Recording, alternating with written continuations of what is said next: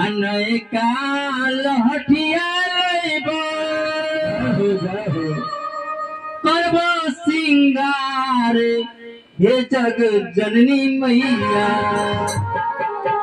सुमिरन में हो खाना सहिया आहे जग जननी मैया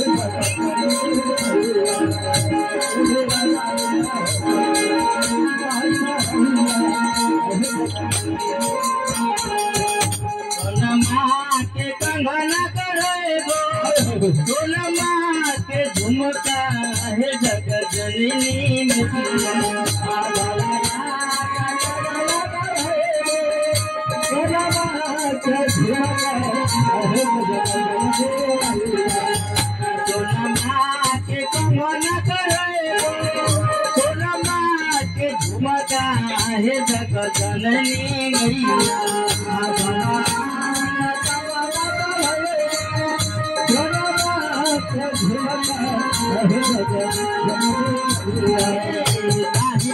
सोनपुर के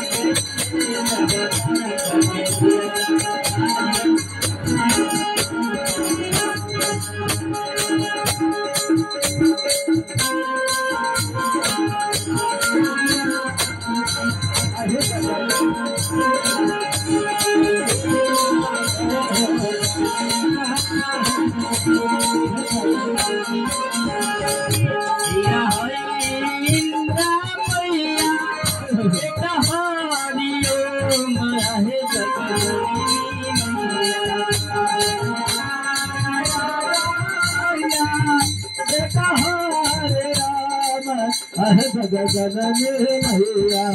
आधिया हई नरह मैया बेटा हरियो माया हे जग जननी मैया आधिया हई नरह मैया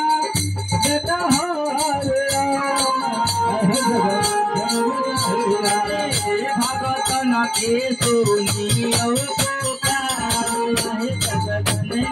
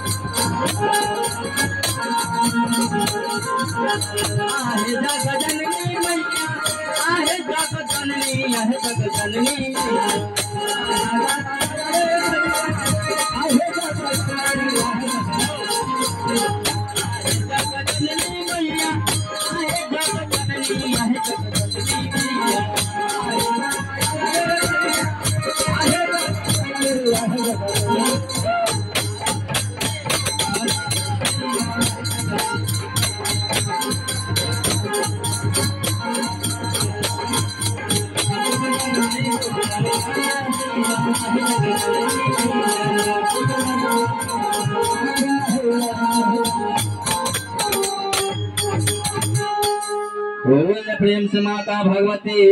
की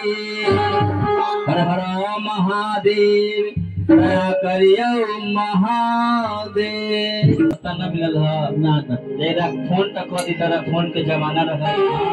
तो नाश्ता का कोई त पूरा होटल उठा के ले भाई खियाबो वाले के संग संग लेके दी रह बैठा के बढ़िया से थाली में परोस के खियाती रह कहे के बाद लाल दे लाली